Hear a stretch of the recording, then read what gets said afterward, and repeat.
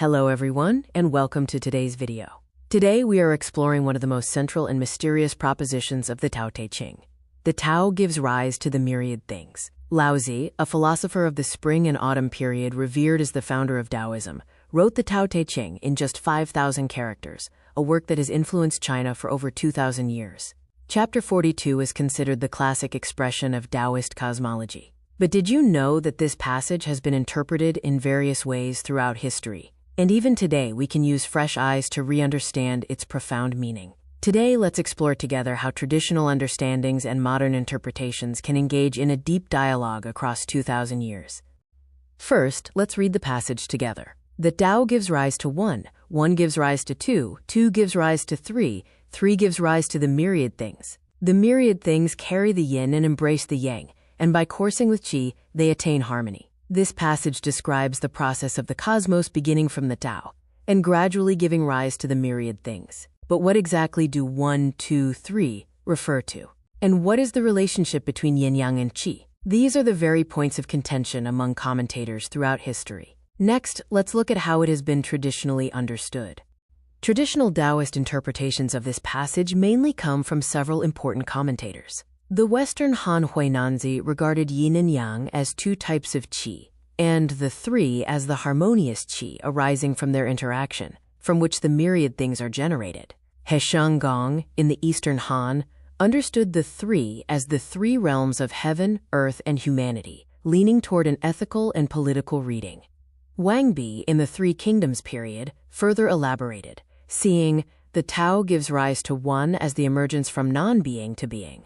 One gives rise to two as the emergence of yin and yang, two gives rise to three as the harmonious qi from their union, and three gives rise to the myriad things as the generation of all things. From the Han Dynasty onward, with the prevalence of qi theory, yin and yang were directly viewed as two kinds of qi, and harmony was also seen as a kind of harmonious qi, with the entire cosmos understood as being constituted by qi. The common thread in these traditional interpretations is that they explain the sequence 1, 2, 3 as the generative order of yin, yang, and harmonious qi, and they consider yin and yang as substantial qi. But we must ask, does Laozi's original text actually say this? In fact, Laozi does not explicitly state that yin and yang are qi, nor does he say that 1, 2, 3 are yin, yang, and qi.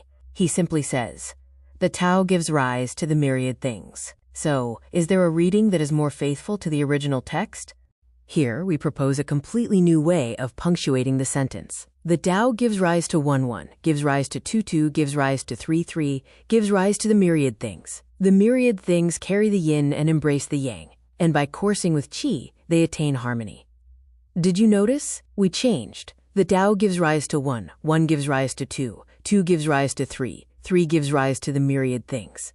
2. The Tao gives rise to 1, 1, gives rise to 2, 2, gives rise to 3, 3, gives rise to the myriad things. Ancient Chinese texts had no punctuation. The Tao gives rise to 1, 1 gives rise to 2, 2 gives rise to 3, 3 gives rise to the myriad things, is just one interpretation by later generations. But if we shift our perspective and understand 1, 1, 2, 2, 3, 3 as plural forms, that is, what the Tao gives rise to is not an abstract one, but concrete one species, two species, three species, finally giving rise to the myriad things. This kind of interpretation not only does not violate the original meaning, but it also makes the relationship between the Tao and the myriad things more direct and intimate, no longer requiring layers of mediation. Why make this change? Because 1, 1, 2, 2, 3, 3 symbolizes plurality and diversity, not a numerical sequence. The traditional the Tao gives rise to 1, 1 gives rise to 2, 2 gives rise to 3, is easily understood as an abstract logical deduction, as if the Tao first created a Taiji, supreme ultimate, which then differentiated into yin and yang, which then combined into qi, finally generating the myriad things. But in this view, the myriad things become the end products of the Tao, moving further and further away from it.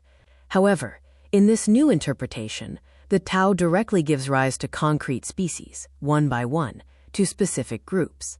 For example, the Tao gives rise to 1, 1, the first species, gives rise to 2, 2, the second species, gives rise to 3, the third species, and finally, gives rise to the myriad things, all species. This is a direct and abundant creation, with no layers of separation between the Tao and the myriad things. From this new perspective, the myriad things are not products far removed from the Tao. They are the direct manifestation of the Tao. Every species, every individual, bears the imprint of the Tao. The Tao is not an abstract, tiny principle, but lives within every leaf, every bird's song, every breath. As this new interpretation emphasizes, the myriad things all embody the Tao. The Tao is right here, never far away. This differs from the traditional layered differentiation. Quote, Tao right-pointing arrow, 1 right-pointing arrow, 2 right-pointing arrow, 3 right-pointing arrow, myriad things. Avoiding the problem of the myriad things, quote, gradually distancing themselves from the Tao. So what are yin and yang then? In this new interpretation, yin and yang are not qi, nor are they particles or external components. They are attributes. Yang represents movement, light, outwardness. Yin represents stillness, darkness, inwardness.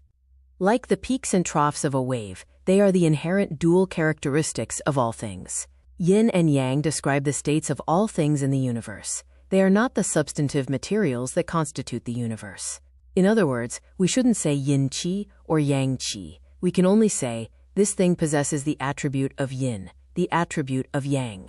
This understanding is more consistent with the concise and profound nature of Laozi's original text. So what is qi?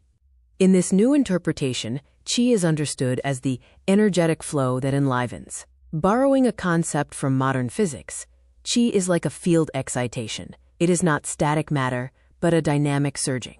Qi itself is not yin or yang, but it propels the yin and yang attributes into dynamic interaction.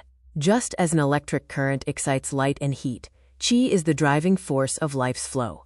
Without qi, yin and yang are merely static aspects. With qi, yin and yang can interact and create change. The phrase chong qi yi wei he takes on a completely new meaning in this interpretation. Chong, oki, is not a quiet compromise, but a powerful surging or welling up. This immense energy propels yin and yang to interact dynamically, ultimately achieving he, o, a state that is not stagnant, but a highly active dynamic balance and stability. In other words, the entire process is action, surging / chong, right-pointing arrow medium, energy / qi, right-pointing arrow result, dynamic balance / he. He is not a concrete harmonious qi, but the effect of harmonization, the harmonious state that the myriad things attain through the flow of energy. We can make a clear comparison between the traditional and new interpretations. In the traditional interpretation, the perspective of the Tao is hierarchical and distant from the myriad things. Yin and yang are seen as the two fundamental types of qi constituting the universe. Qi is a substantive matter or gas. The cosmic model is one of static mysticism. In the new interpretation, the Tao is immanent, present in all things. Yin and yang are inherent attributes of matter. Qi is the energetic flow that excites the field. The cosmic model is one of dynamic physical mechanics. This shift is not about abandoning tradition, but about using modern language to re-engage in dialogue with ancient wisdom. It allows us to see that the Dao De Jing is not just a philosophical classic, but also a book of wisdom that can mutually inform contemporary science and life experience. So what is the significance of this understanding for our daily lives? Cultivation is no longer about meditation or mystical experiences removed from the hustle and bustle, but about optimizing one's own energy field in everyday life. When you feel your emotions, adjust your breath, and become aware of your interactions with others, you are walking with the Tao. Qi is flowing, yin and yang are changing, harmony is dynamic. These are not abstract theories, but the reality of life that we can experience in every moment. Finally, we arrive at the digital dojo. This is not about superstition, nor is it about the fog of metaphysics. It is about a return to the simplest logic. Tao, creation, right-pointing arrow, qi, driving force, right-pointing arrow, he, result. When we peel away 2,000 years of layered commentaries and return to Laozi's original text itself, we don't need mysticism to clearly see the true operation of the Tao through modern eyes. The Tao was never far away. It is right here, in your breath and your perception at this very moment. Thank you for watching. and we'll see you next time.